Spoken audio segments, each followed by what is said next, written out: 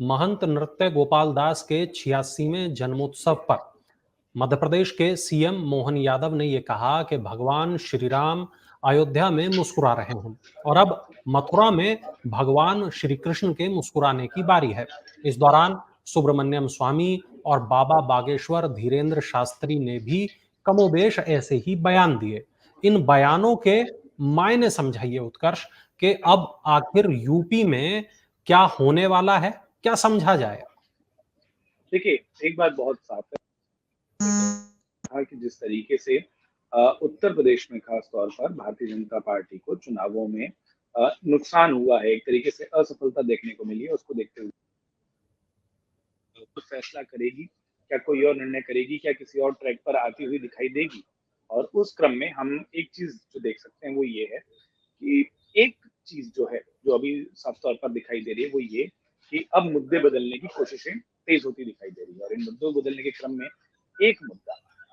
अयोध्या की बात खूब होती है, अयोध्या के मुद्दे को खूब उठाया जाता है, लेकिन अगर वापस और कई सारे सर्वे, कई सारी एजेंसियां, कई सारी बातें जो हैं या कई सारे निष्कर्ष जो है वरुण उस पूरे चुनाव का, वो इस ओर इशारा कर रहे थे कि देखिए जो जातिगत वोट बैंक है भाजपा का वो खसका है। तो अगर उस वोट बैंक को जातिगत से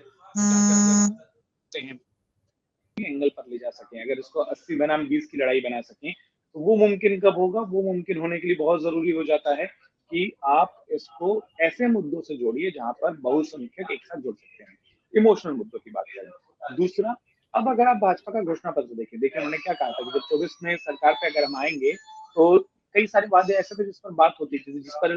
बहुत सारी भावना एक साथ जुड़ती थी, चाहे वो धारा 370 का मामला हो, चाहे वो समान नागरिक संहिता का मामला हो, चाहे वो राम मंदिर का मामला हो। और उसमें समान नागरिकता संहिता को छोड़कर, जो कि अभी तक जमीन पर उस तरीके से आती दिखाई नहीं दी गई है, जिसमें उसके कई सारे उपखंड हैं, फिर वो वन नेशन वन इलेक्शन और वो अ, जनसंख्या नियंत्रण की बात हो जाती है, कई सारी बातें इसमें उठती है, लेकिन अगर हम उनको छोड़ दें, उनको भी कुछ देर के लिए भूल जाएं, किनारे करें, तो उत्तर प्रदेश के संदर्भ में महत्वपूर्ण मुद्दा क्या रह जाता है? एक तरफ से बुगाड़ थोड़ी सी राज्यों के वर्गीकरण या राज्यों के नक्शे की होती है, जिस पर अभी कोई एक्शन लेता नहीं दिखाई दिया जा रहा, लेकिन जो सबसे बड़ी बात होती है कि अयोध्या के बाद वो जो नारा एक आता रहा, खास तौर पर उस संत समाज से, उस सनातन वर्ग से, जिसको कि जोड़ना चाहती थी भारतीय जनता पार्टी अपने साथ, और एक वो जो पूरा कहा जाता है कि संघ नाराज रहा, तो वो जो बाकी हिस्से जो कि भारतीय जनता पार्टी के साथ मिलकर काम करते हैं, उनको अगर वापस रीएक्टिव करना है, उनको जोड़ना है, तो उसके लिए जो हिस्सा हो सकता है वो हिंदुत्व की या सॉफ्ट हिंदुत्व की राह जो हम हमेशा कहते हैं, वो होता दिखाई दे रहा था। अब उस नारे का अधूरा हिस्सा क्या था कि काशी, और काशी में तो हमको काफी एक्टिविटियां दिखाई दी थी। हमने देखा था कि किस तरीके से कोर्ट के आदेश आए थे, कोर्ट के फैसले आए थे, उसमें लगातार पिटिशन हो रही थी, और उसके बाद श्रृंगार गौरी के दर्शन मिलना शुरू होना, उस तहखाने की खोज होना, वहां पर सर्वे को अनुमति मिल जाना। एक इलाका या उस नारे में जो तीन बातें थी कि अयोध्या, मथुरा और काशी, तो काशी में हमको चीजें डेवलप होती दिखाई दे रही है, अयोध्या में तो मंदिर अपने पूरे पूर्ण निर्माण की ओर है, लेकिन प्राण प्रतिष्ठा हो चुकी है, अब मथुरा बच जाता है। और वही इशारा कहीं ना कहीं मध्य प्रदेश के मुख्यमंत्री मोहन यादव कर रहे थे, अयोध्या में आकर उन्होंने मथुरा को साधने की कोशिश की थी। उन्होंने इशारा किया है, उसी बात का इशारा था कि अब हम मथुरा पर ध्यान देंगे। उन्होंने शब्दशः जो कहा, उन्होंने कहा कि देखिए अयोध्या में तो प्रभु श्री राम अब मुस्कुराने लग गए हैं, लेकिन अब बहुत मथुरा की बारी है, तो मथुरा में श्री कृष्ण मुस्कुराएंगे, उसका जो पूरा आशय है। श्री कृष्ण की मूर्ति में मुस्कुराहट हमेशा कायम रहती है वरुण, लेकिन वो जो राजनीतिक मुस्कुराहट वाली बात कह रहे हैं, उसका अर्थ सिर्फ यही है कि जब वो अपने मंदिर में, वो जो बात होती है कि उनको वो पूरी की पूरी जो विवाद है कि जहां पर वो जन्म स्थान है, ठीक उसी के ऊपर मस्जिद बना दी गई है, तो जन्म स्थान के ऊपर मंदिर नहीं आ पाया है, वहां पर जो मंदिर का एक पूरा का पूरा शिखर होना चाहिए वो नहीं है, तो वहां पर भी एक निर्माण की बात होती है, उस पूरे परिसर की बात होती है कि भाई वो परिसर चाहिए, बात सिर्फ सेंटर या पॉइंट की नहीं है, उस परिसर की बात है। तो उनका इशारा उसी ओर था। और जहां तक आपने धीरेन्द्र कृष्ण शास्त्री की बात कही है, वो तो एक कदम और आगे निकले। वो तो फिर वो जो अक्सर अपने मंचों से कहते दिखाई देते हैं, तो सनातन राष्ट्र की बात कर ले या हिंदू राष्ट्र की बात कर ले, इस तरीके के शब्द भी दिखाई दिए। लेकिन देखिए धीरेन्द्र कृष्ण शास्त्री इन बातों को मंचों से कहते रहे हैं, और वो उस धर्म के एक धार्मिक अ, गुरु के तौर पर, या फिर एक धार्मिक नेता के तौर पर, या फिर एक धर्म गुरु के तौर पर, उस छवि के तौर पर देखे जा सकते हैं। लेकिन जब मध्य प्रदेश के मुख्यमंत्री, जो कि उत्तर प्रदेश में पिछले कुछ महीनों से लगातार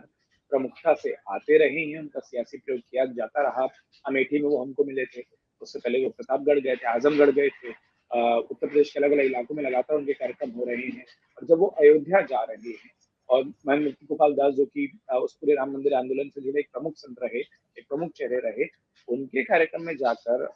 वो ये बात कह रहे हैं, तो कहीं न कहीं अब जब वो बात कही है तो उस पर ढेर सारे रिएक्शन आने शुरू होंगे। मुझे लगता है इस पर रिएक्शन बहुत जल्दी देखने को दिखाई देंगे। और जहाँ तक बात रही एक्शन की, तो एक बात साफ है कि राजनीति में इस विषय को सिर्फ और उठाया जा सकता है, अगर इसकी समझ की बात करें। इस पूरे मसले का आउट ऑफ कोर्ट या इन कोर्ट ही सेटलमेंट हो सकता है। वो विवाद का विषय है। 2 पार्टियाँ, 3 पार्टियाँ आमने-सामने हैं, कई सारे पक्षों की अलग-अलग दौर में, अलग-अलग समय में डाली गई पिटीशन है। किसी ने कोर्ट केस विथड्रॉ किया नहीं है। ऐसा तो है नहीं कि मध्य प्रदेश सरकार उसमें कुछ कर सकती है। अगर कुछ करना भी होगा, तो फिर वो उत्तर प्रदेश सरकार होगी। लेकिन जब मोहन यादव ये कह रहे हैं मध्य प्रदेश के मुख्यमंत्री, तो एक बात तो ज़रूर है कि वो जो आप कहें ना कि वो एक सियासी एंगल, उसके जो कारण मैंने शुरू में बताया कि कई सारे छिटके हुए वर्गों को जोड़ने की कोशिश में अब कई सारे जो प्रयोग हैं, वो बिना किसी देरी के किए जा रहे हैं। अब इंतज़ार 5 साल, 3 साल या बहुत देर का नहीं है। अब ये है कि उत्तर प्रदेश अगर कमज़ोर हुआ है भारतीय जनता पार्टी के लिए, तो उसको रिवैम्प करना बहुत ज़रूरी है, उसको ठीक करना बहुत ज़रूरी है, वरना उनका ये मानना है कि अभी जो स्पेस आ गया है अपने वोटरों में